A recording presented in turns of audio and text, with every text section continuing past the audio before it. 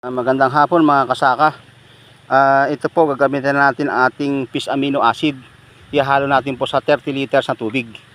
Dahil kaya po natin gagawin yun, yung pong mga papayang tinatamaan po ng sakit, ayan po, gagamutin po natin yan. Pero nilagyan na po namin ng salt conditioning yan.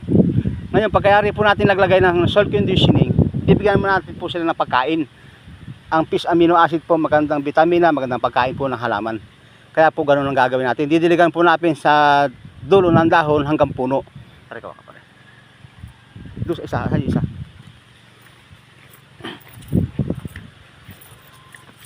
Ito yan pare. Sige. O ganito po ang gagawin natin po. Ayan o. Sige.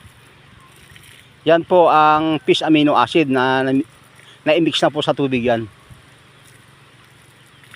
Isang 15 liters po 400 na ml ang mixing po niyan. Parang isang niya mistiso na rin yun, no? Meron na pare, meron na yun.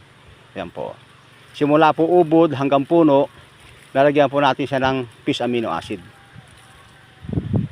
Okay, magandang hapon mga kasaka. At kung di po natin gagamitin yan, maghahawa-hawa po yan.